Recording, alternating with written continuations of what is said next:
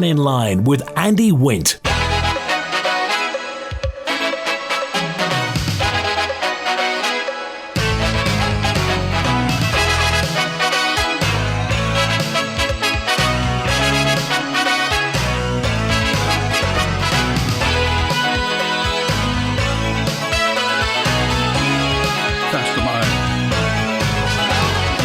Welcome to Mannin Line on Manx Radio. Open line through till 1 today, so call 66 13 68. I don't know whether we got the text working or not. We were having problems with them earlier on today. Anyway, you can WhatsApp on 166 177 or email studio@manxradio.com. And if anybody's listening at Manx Telecom, now you're going to be taken over. Maybe you should complain to Jersey.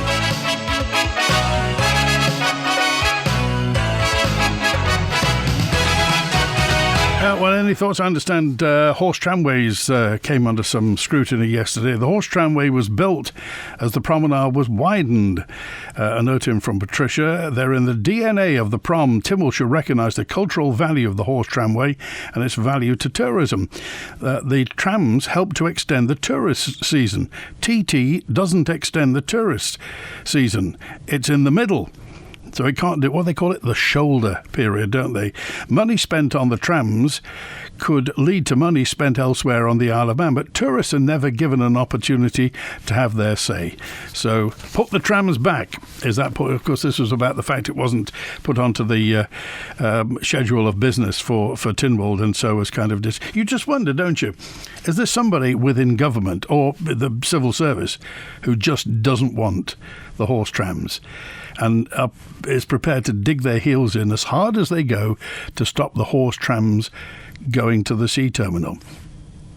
And you just wonder, don't you? Because they're like recalcitrant kind of teenagers saying they want to do something and then it just never happens, does it? Any thoughts? Howard's with us now. Hi, Howard.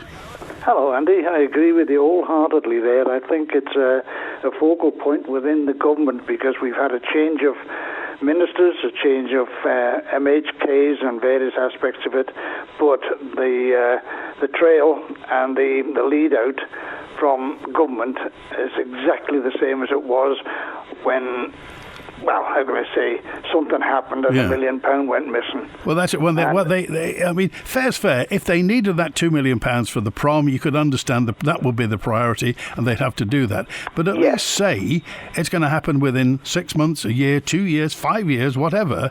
But we keep getting pushed back. And you just wonder what the truth actually is, Howard. Well, as you say there now, if they needed that, why was it not necessary or pertinent to put it in the public domain where it had gone to? Not just say, it's only £1 million. Yeah. They won't worry about it. £1 million is one hell of a lot of money.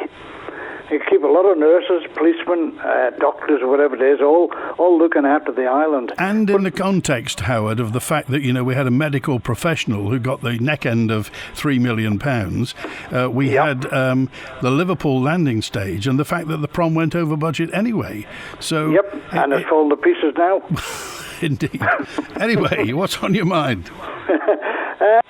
It's just something that I was listening to the other day on your news programs, etc. Dr. Allinson is looking to introduce legislation to legalise recreational cannabis. And that's, it's something like the Green Party are trying to do across. That's one that's in their manifesto. They're going to legalise all drugs, but cannabis in particular. And following parallel with it, the Labour government, and possibly the Conservatives or otherwise, are looking to ban anybody born after 2008 from smoking, buying cigarettes. Yeah. So they can't buy or they can't smoke otherwise. Is that going to move them up to the next level of recreational drugs, which will be a far stronger in the form of cocaine and various others? Because the people out there, if they're not selling cannabis, they've got to be looking for something else to sell. And I've seen it, the damage that cannabis does to people. Yeah. I know one fellow said to me many years ago, when he was only a young man, it doesn't do any harm, it's only a bit of a weed, bit of a sniff. That lad went on to go down the horrible path of drug addiction and is not a well lad even to this day. So obviously cannabis does harm. But what worries me is the fact that we have an MHK here who's supposed to look after our interest, the whole island's interest, and he's catering for a small minority in legalising drugs. Well, what he said was he wants some sort of committee, to people's committee. He wants the people to have their say, to basically to move. He calls it a complex issue, and it's multifaceted. But I mean, at the moment, it's fairly simple. Buying drugs is illegal. That's the moment you buy drugs, you go into the world of illegality. You're dealing with criminals. So if it is going to be legalised, and again, I posed this question the other day, Howard, who's going to sell it? Who's going to make them? Who will decide how strong they're going to be, what the composition is, and if they do decide what the composition is, what's to stop criminal gangs circumventing that and making stronger weed? Because nobody's answered, nobody's given a compelling argument as to how we can make it legal and who's going to sell it. Well, you know yourself across a lot of people, thousands of people will start on having a spliff, and next thing you see the drug dealers are coming in and selling all these obscene drugs, and people are walking out into the road and just standing there like a lamppost. They're completely out of the game. The criminals are not interested, and this little bit of legislation legalising a bit of cannabis is not going to make a heap of the difference to them. It just means they stop selling one thing and sell something else. And the cocaine is a soul-destroying, body-destroying drug. And, as I say, this particular person is unable to work now.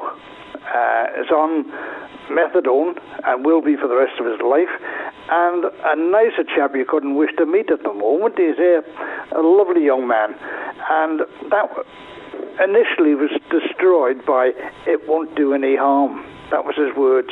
That was his words to me. Well, you said, what did you say? Soul destroying and what? Well, it destroys his body. Yeah. Oh, the other thing, Howard, I mean, by the by, it empties the bank account completely. Very much so. And this young man, he ended up in hospital, seriously injured, and he ended up in jail. So what sort of life is it? It doesn't do you any harm if you're just having a recreational spliff. It's a thin end of a wedge that leads you down a very nasty road. And, thieving and things like that, stealing. So what is going through that man's mind, who is a doctor and he's a GP, and he must have seen the end product of these drugs. So is he opening up another bishop, another assisted dying thing? Yeah, well, it could be another private member's bill. Yeah, exactly, and it'll rumble on forever. What do you say, Howard? I mean, when this argument's put forward, a lot of the people who propose that cannabis be decriminalised for recreational use, they say, well, alcohol's a drug, and if you introduce alcohol today, it wouldn't be for sale because of the damage that alcohol does. Exactly. And the younger generation are moving away from alcohol, primarily because of the cost of it. But this is leading them on to other ones, like popping pills and things like that, which is equally as dangerous. But I can't see where legalising what is now considered an illegal drug just to appease a few people. And we've seen even in Amsterdam, they've regretted opening up the cafes because of the people that's around there in the cafes, etc. I know a couple that's gone there, been there, and they said they wouldn't go back again. But I just can't understand this man trying to introduce something that's going to be a total danger to what is a beautiful island. Okay, all right. They're boasting about it all the time as being a safe island. Okay, all right, good to hear from you. Thanks, Howard. Take care. Bye now. All right, that's 12:15 on Manx Radio, and let's head over to, crikey, George Broderick's on the line from the University of Mannheim. Fast am I? Good afternoon, George. Fast am I? Yeah, can I start all right? Oh, brow. Brow, yeah. Yes, I'm just enjoying a sunny afternoon here in Mannheim. It's actually, the sun's actually shining. Yeah. Very good. Yeah. So, what's on your mind, George? Now, the thing is that I've just seen in the Isle of Man today details of a fire festival that they're organising for Oie Voaldyn. That's tonight. By the way, I've never heard it as used as Oie Voaldyn before. But anyway, they're going to have all sorts of things, sword fights and what have you. But the thing that sort of interests me is you've got 50 members of the Oie Viking Association from Shetland. Crikey. Right? And it's not a Viking do at all. It's a local Manx do. And what it does is that it celebrates the departure of winter and the coming of summer. And there are a number of details that are associated with that. And you can find all this in Cyril Payton's Manx Calendar Customs, page 52 to page 54, under the title Summer versus Winter. All the details are all there. And what they've got on the Isle of Man today, and also the invitation to the Oie people from Shetland, has really nothing to do with the Isle of Man. Well, I think as you say, I think it's a kind of a mixture of all sorts of things, but it is led by, as you say, the celebration of May Day Eve, as you say, when the flames drove away the darkness of the winter, restored fertility to the land, and welcomed the long bright days of summer, which is to be applauded. Oh, yes. That's right. That's all in Cyril Payton. You see, there's no problem with that. It's just I've nothing against Vikings either. So is this a Celtic festival then, George? Yes, it is. Yes. Well, it's a Manx. It's a festival that was celebrated by the Manx. It's a Celtic festival insofar as you get the equivalent in Ireland and in Scotland and places like that, right? But you don't get Vikings at it. Okay. Well, they love fire though, don't they? The Vikings, so they. Yeah, but you either take these matters seriously and celebrate them for what they are, rather than celebrate them for what you think they ought to be. Will you be celebrating Oie Voaldyn in Mannheim? No, I won't. I'll be watching the telly. Okay. Right. When are you coming back to the island, George?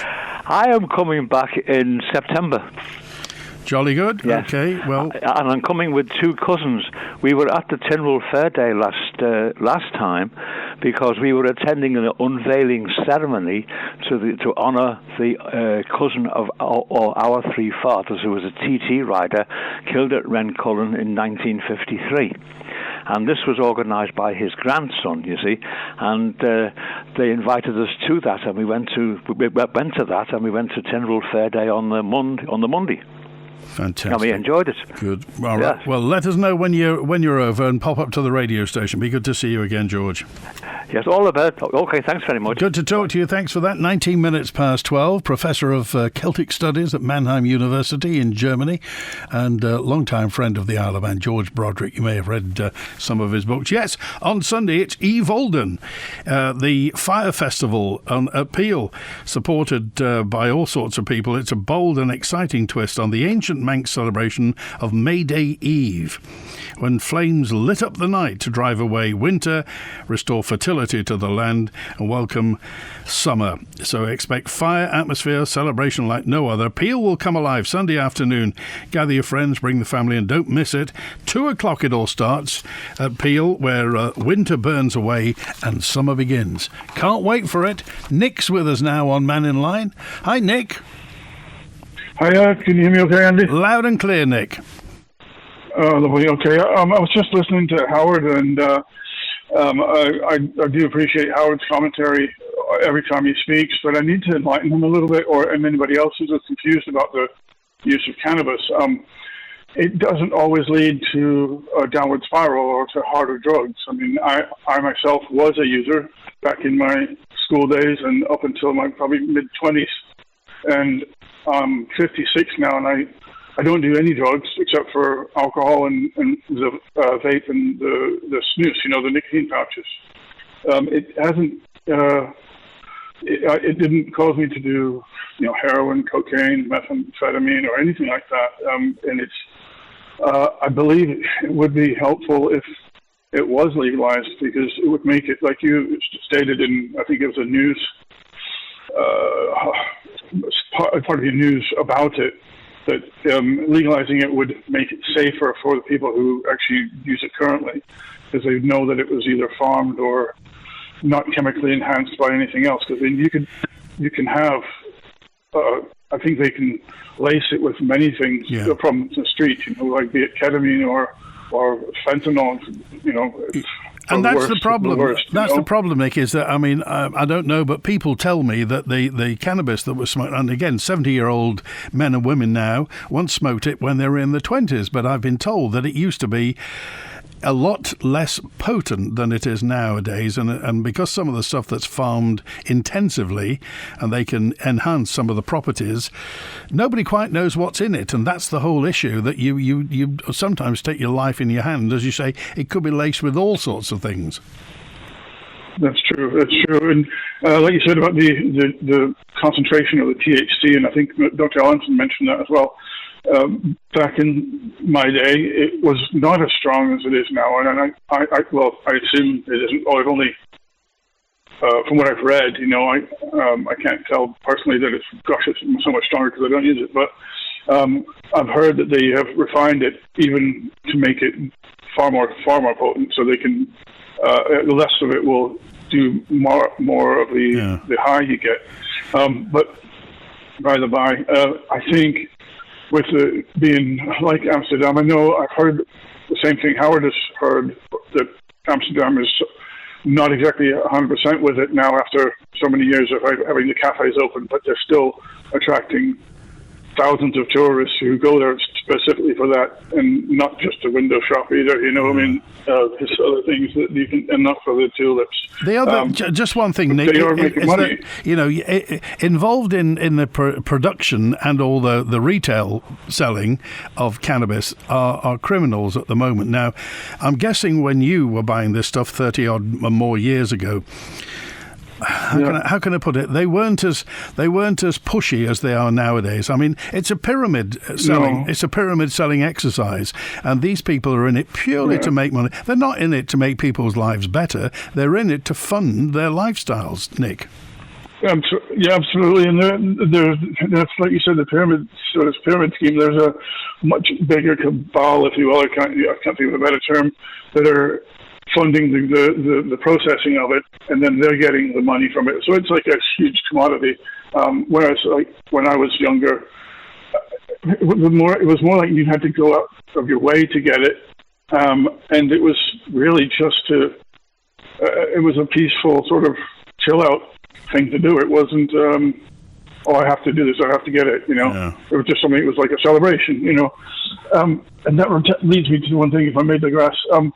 With the alcohol is legal, and it's a terrible, terrible drug. It is a drug. It has a chemical name to it. I can't remember what it is, but that, because it's receiving loads of money in tax, it's perfectly okay. Plus, I think it keeps the public docile to a degree. However, having said that, if you had a room full of people who were drinking free pints, and then you had a room full of people having free spliffs, 9 times out of 10, the room full of people drinking pints are going to end up in some sort of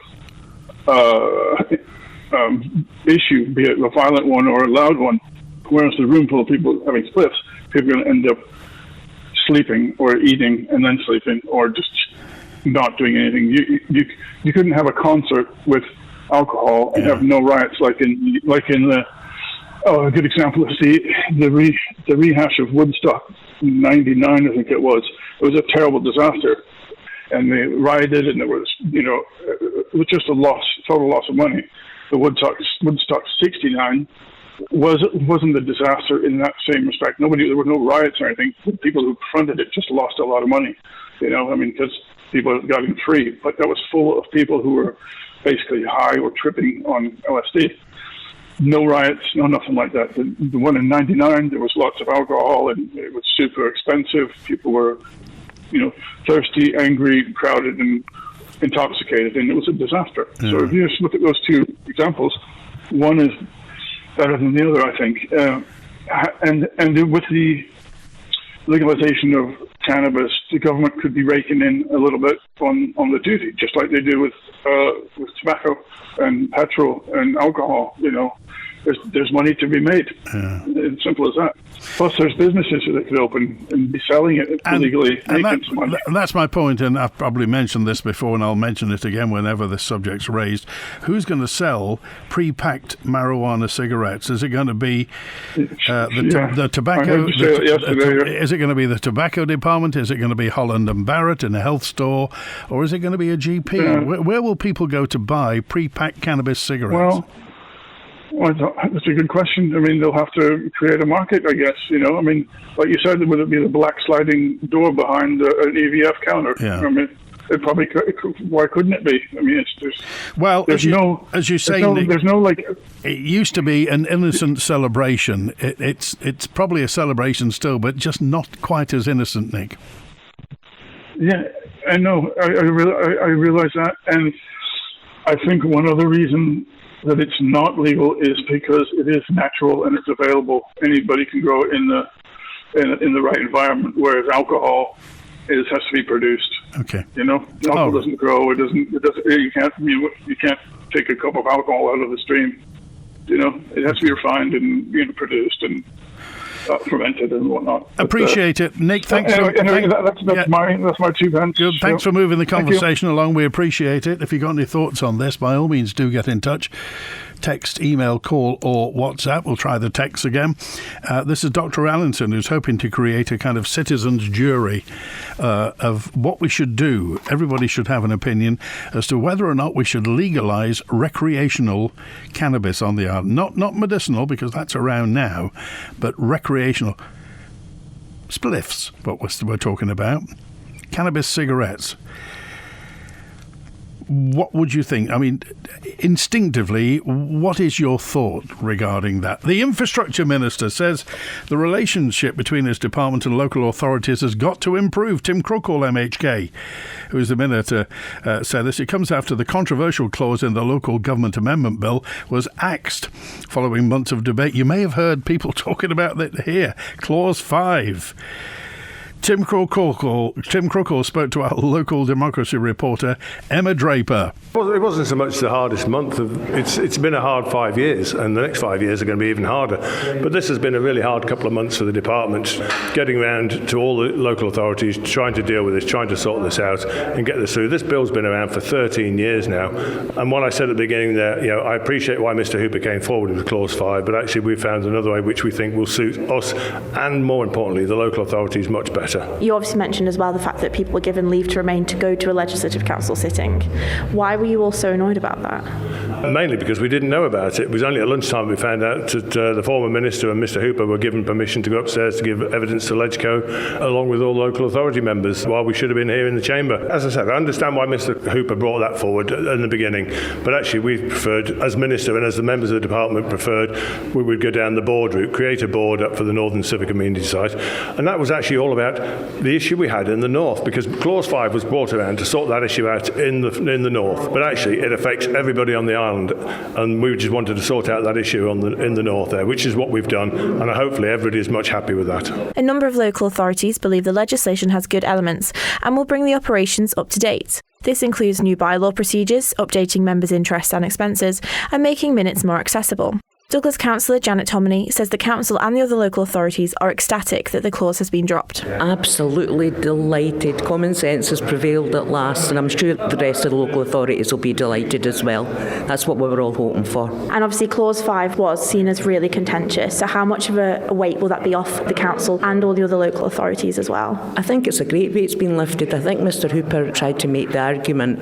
about local authorities will fold and it won't be extra taxation. It's going to be extra taxation on the taxpayers and not the ratepayers. I mean, the local authorities look at it the other way. It's going to be extra on the ratepayers. Ratepayers were going to be paying twice for that amendment. So I think everybody will be really pleased that it's gone through as we wanted. Well, that was Janet Tominey, the Douglas councillor. You also heard the Infrastructure Minister, Tim Crookall, MHK, talking about the Local Government Amendment Bill. Former DOI Minister Michelle Haywood was asked on her thoughts, and you can hear Michelle Haywood tonight on Home Run after 5 o'clock. The Northern Civic Community site is currently being run by Manx Rock, and Laurie Hooper's been on Facebook to say it's a pretty disappointing U-turn. Tynwald Mills is the place to be this upcoming bank holiday weekend, with 20% off selected lines throughout the store, including ladies' and men's fashions, footwear and bags. In our newly located homeware department, enjoy 20% off all pond and textiles and lifestyle gifts. And weather permitting, our free bouncy castle will be here to keep the kids amused. The Ned Cafe and the Cat That will be open daily too, serving their full menu. And there's free parking. The Tynwald Mills 20% off event, last day bank holiday Monday. The exclusive Karcher store is open with thousands of products, accessories and parts in stock. For Karcher sales and service, Hersham Electrical, Shipyard Industrial Estate, Ramsey. Manx Memorials in Ballasalla will guide you in creating beautiful lasting memorials across the island. From a wide range of granite and marble headstones, custom inscriptions, expert renovations and pet memorials, adding care and compassion in every detail. We offer families peace of mind for years with perpetual grave care. We're there when you need them most. Call 843-861 or email matthew@manxmemorials.co.uk. Ramsey Garden Centre have new stock arriving every week. There's something for everyone, whether for indoors or outside, plants, bedding, decorative or solar lights. Ramsey Garden Centre are open every day over the bank holiday, including Bank Holiday Monday. Whether starting a new business or building up your existing business, come and talk to the accounts and tax experts at Nicola Bowker & Co. With their holistic approach to business advice, Nicola Bowker & Co. will work with you to achieve success. For accounts that work, call 861 271.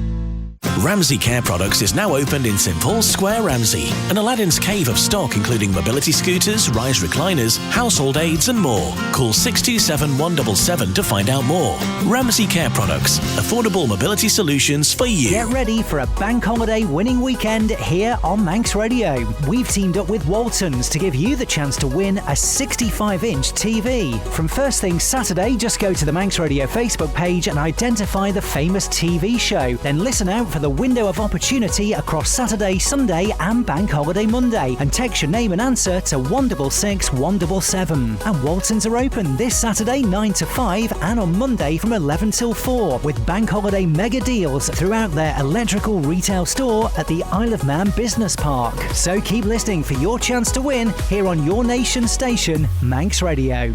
The Mannin Line with Andy Wint. It's 26 minutes before 1. It's a lovely afternoon, Thursday afternoon, last day of April 2026. And I think we got, is it Ray with us now?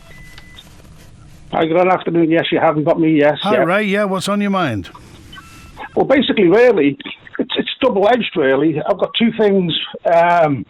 One's a complaint and another one's a warning to the residents on the island. At the minute, we've got these people on the island going various venues, advertising and trying to buy precious metals and antiques and that sort of stuff. Right. And I know for a fact, basically, really, there's lots of dealers on the island that are upset by this, and which I know personally, they can actually better their prices than they're being offered. There was an instance yesterday where the gentleman went there, and before he went, he contacted one of the local dealers with two items he had. They were viewed. and he was offered a certain amount of money for them. Right. He then went to the venue, put them on the table, and he was offered £100 for them. But before he went there, a local dealer offered him £350 for them. Wow. Massive difference. Massive difference, yeah. Okay, yeah. So seller beware. Exactly. And also, basically, really, this company were also, they're on Facebook putting things out, they were actually thanking Manx Radio for advertising where they were selling and what they were doing, which I was quite surprised at. Well, they bought advertising, Ray. They purchased it, like they put it in the newspaper. Of course, yeah. But I just want to make the public aware, basically, really. There's dealers on the island that can beat any prices these guys offer. Right. And it's staying on the island. You're not in this business, are you, Ray? I am not, no. Okay, right. No. I know people that are. Right. But I'm not in the business at all. Now I'm retired. Well, as with anything, just beware. Of course. Yes, please do. Okay. Okay, thank you now, bye. Good to hear from you. Thanks for that. And David's with us now. Hi, David. Hi, Randy. And first of all, can I thank you personally for going to Will's funeral? I couldn't go, but I do thank, I think you knew Wilf anyway, and you probably didn't know him as a friend, but you became a friend, I suppose. But I thank you for going to his funeral, because not a lot of people could have attended it. Well, it was a packed house at St Paul's Church yesterday. The whole of Ramsey, I think, was in there. Lots of the great and the good were there, and then I was there as well. But it was a very good turnout. No, I mean, Wilf has been putting me straight, or was putting me straight for 30 years, David. I know. Particularly with the marina in Ramsey and all. Nobody knew Ramsey, the whole of the coastline and everything of Ramsey like Wilf, and he was always very generous to share his knowledge. And I always remember him only a few weeks ago saying, when the statue was going to be built at Timble Hill, saying it looked like his uncle. Yes. So maybe we can call it whatever his uncle was called, and he can always send us a message down, can't he? And I'm looking forward to the first hat or the first streamers that's going to go on the statue if it's ever done. And can I just say quickly too, regarding recreational cannabis, I've never smoked, and I packed in drinking when I was 21. I'm no angel, but I just wondered whether we can have the Chief Constable on sometime and get a legal point of view from things where insurance companies say to you, if you're drinking or using drugs, you're not covered. And it's a prosecutional offence, isn't it? Well, we've got the chief constable's already booked in. He's going to be with us in July, so he'll be with us in July on Mannin Line. But that's a good point to remember exactly where it is, because there is such a thing as drug driving, isn't there? Yeah, and a lot of people, I don't know what the stats are at the minute, maybe Manx Radio could look at it now. I think there's a lot more people caught for drug driving than actually drink driving. And I know people actually do it, but shouldn't we be putting our resources to saying to these people, your life's going to be ruined, or your career, you get caught once with drugs and you got the jerby, it always sticks with you. Well, I think anyway. And that's the point that, drug driving or drink driving, you can kill somebody. You can kill somebody driving a car being a lethal weapon. Looking down for half a second at something inside the car, looking up and somebody may be there. So that can land you in jail straight away. So anything to do with that is worth restating. Yeah, and the final thing was, my batteries are full, but I wanted to thank Tim Krukle, because the very words from his mouth as the new DOI minister compared to the sacked one is he wished to discuss with local authorities, and he made a statement yesterday. He met all of them except two, I think, and he had correspondence from them. And he met us in Onken some months ago now, and he was a breath of fresh air. He asked what the local authorities wanted to do, and clearly from Hooper's point of view, from yesterday's performance, I listened to it. It was all to do with the civic amenity side up the north. Yeah. and he was going to affect the rest of the island, and we were going to pay for it, or the ratepayers were going to pay for it, and he wanted the local authorities to put the poison down for the people to pick up. All right. Okay, thanks for that. Good to hear from you. Boy. All right, now 20-1 on Manx. A message in from Haley, who just said, Tim Crookall seems to be spreading common sense where there was little before regarding this Clause 5. Thanks for that. A message in from Patricia. I referred to the limits to flying height imposed by the Red Arrows display, 8,000 feet and 6 nautical miles from Douglas Bay, and the potential conflict this might cause with proposed wind turbine heights being 1,150 feet at 6 nautical miles. Now, when you were on with the Minister, they considered it might be rather far ahead to talk about it now. This is with Tim Johnston on Monday. Patricia said, can I point out that regardless of the fact of the wind turbines, if they happen, might not be in a position next year or in the next 5 years. Currently, we're in the middle of a 6-month examination of the whole Ørsted proposal, of which such matters have to be considered. Now, the Department of Enterprise in their submission to date stated, in effect, that the existence of wind turbines might detract from tourism business, and that they, the DOE, were conscious of potential reputational damage that might occur, i.e. tourists looking at what is in effect an industrial skyline. Surely the potential loss of the Red Arrow display would constitute significant reputational damage and therefore be commented on further by the Department for Enterprise to the examination panel, says Patricia. Thank you for that. We're back onto wind turbines again, and let's get to Anne with us now. Hi, Anne. We'll find Anne in just a few moments' time. Let's find out what Dr. Allinson means by this whole point of the cannabis jury, as it were.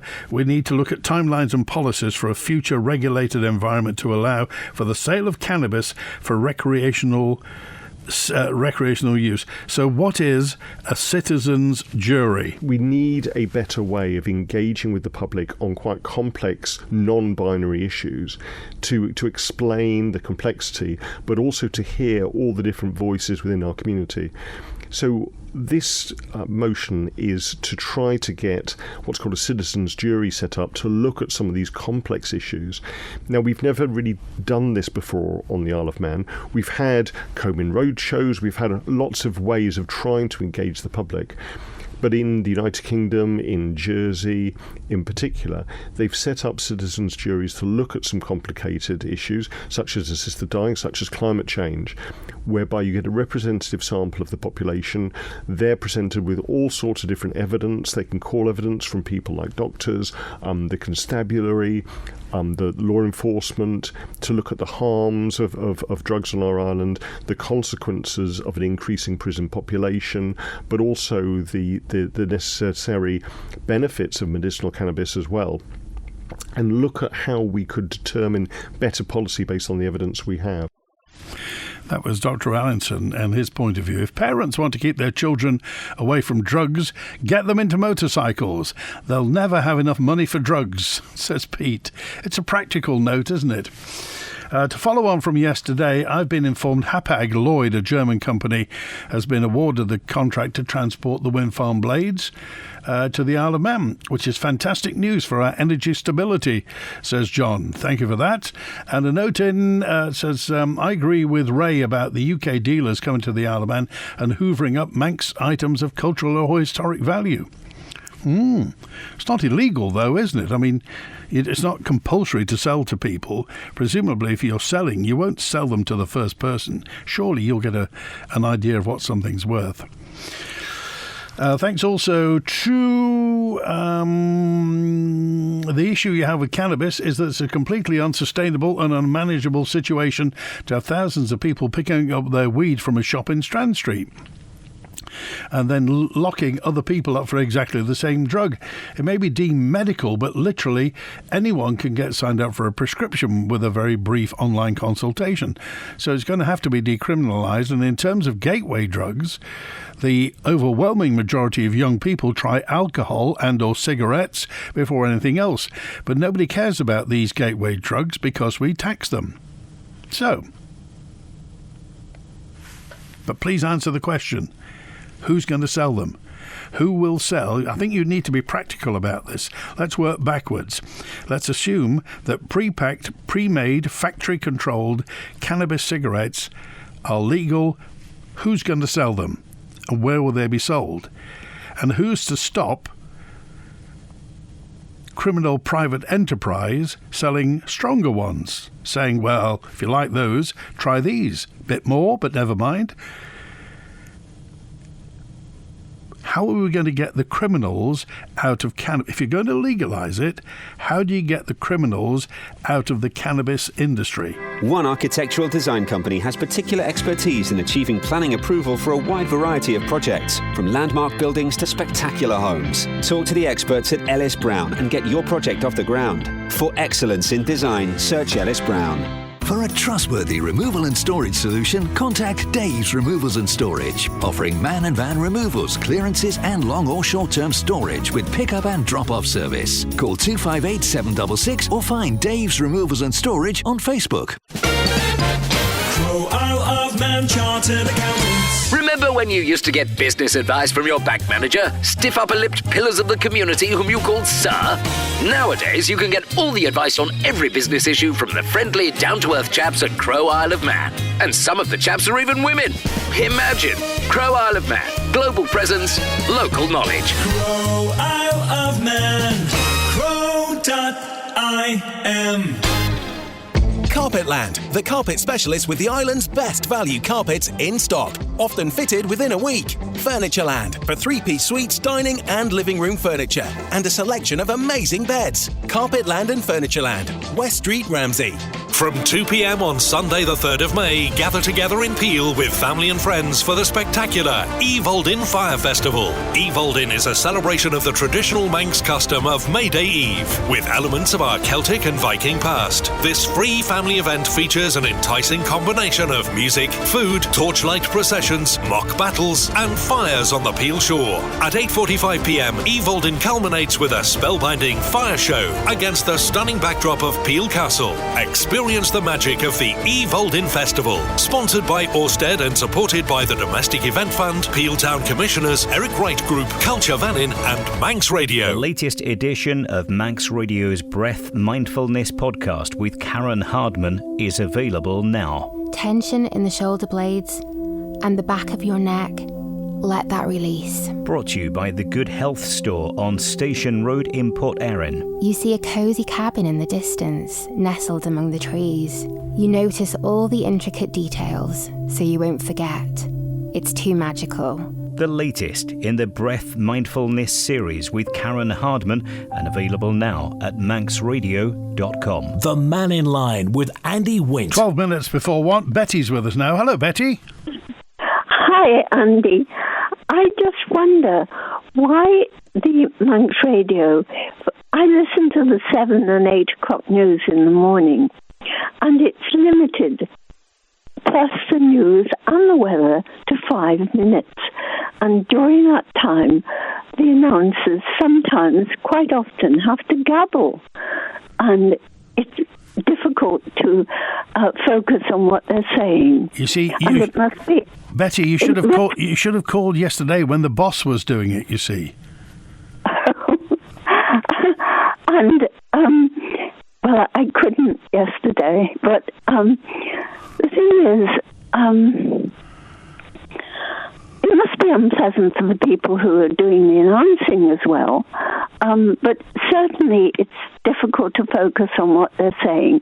And I don't know what the reason is, but I wonder if it's because they're trying to focus on getting music in. And because they want to attract young people. But they won't attract young people because young people don't listen to the radio. And even if you all stood on your heads and set off fireworks, they wouldn't listen. My word.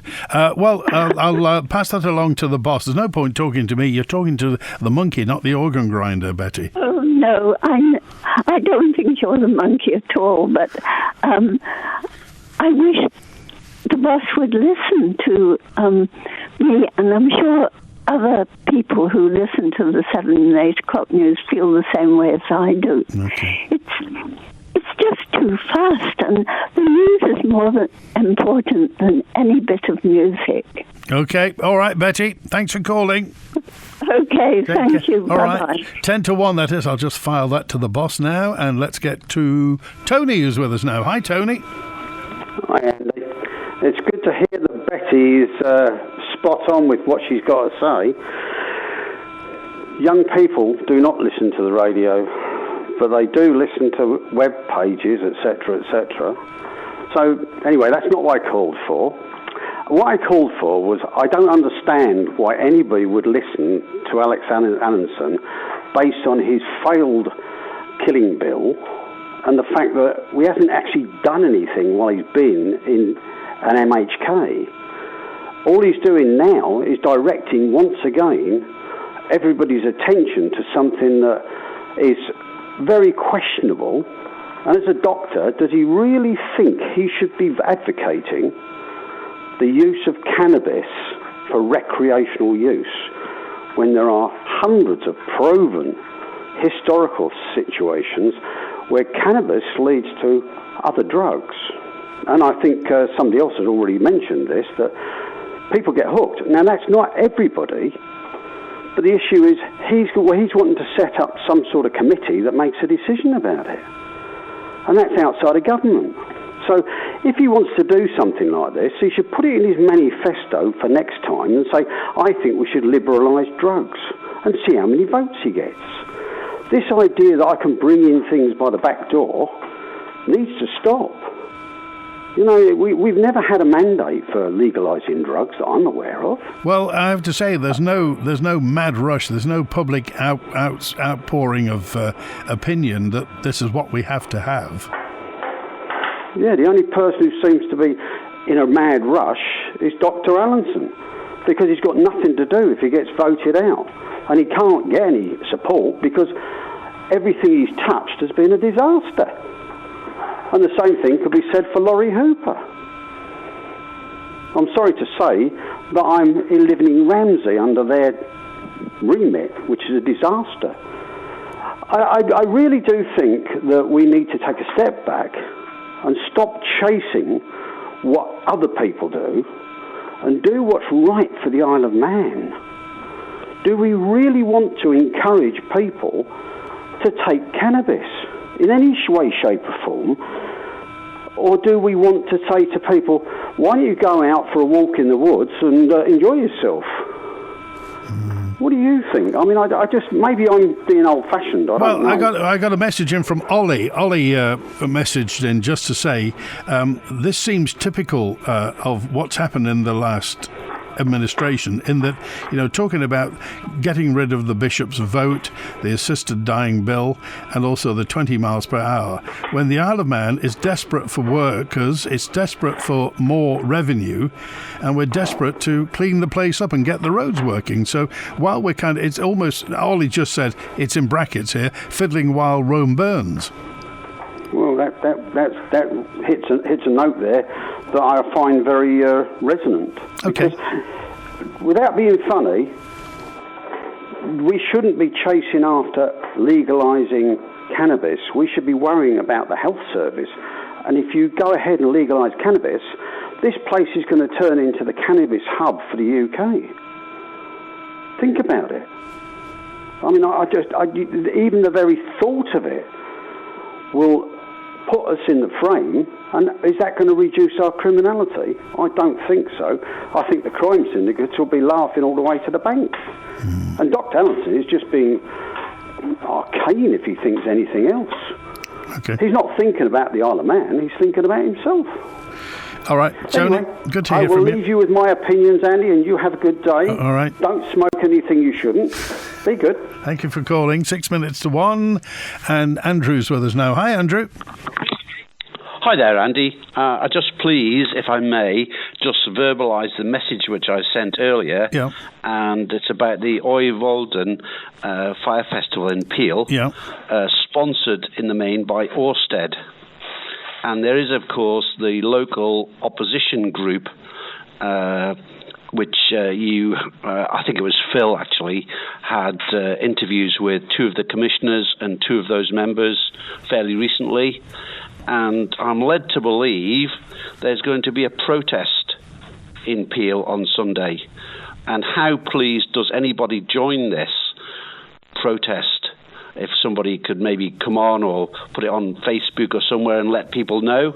Okay. And the other part was, please, if I'm also, Andy, you didn't also mention the fact that Manx National Heritage had cancelled the venue for these people wanting to buy precious items. And I've got this in writing from an email. Thank you for raising your concern regarding the event. I can confirm that following a brief investigation of the booking, it has now been cancelled with our third-party venue booking agent. We appreciate you bringing this to our attention. And this is where these people were wanting to use the house of Mannin, and Manx National Heritage said no. Okay. So I don't know why other people are doing it and taking cash from these people. Okay, all right, Andrew. Thanks. Thanks for Cheers calling now. today. Oie Voaldyn is a fantastic spectacle, says Helen, put by people who want to bring a traditional, some tradition back, and the people who take part really enjoy the day and work hard to put on the show. The main bit on the beach is in the evening, stays faithful to the winter versus summer battle, and the visit by the Shetland Vikings will not take from that. I think having close ties with other Celtic or Viking communities is a positive and shouldn't be used to criticise a great day in Peel. Thank you, Helen. It's on Sunday. Oie Voaldyn, chasing away winter and heralding in the summer. Thanks for being in touch today. Appreciate. Back tomorrow with Friday's open line from midday through to 1. Thanks to Christian on the phones today. Enjoy your Thursday. WINT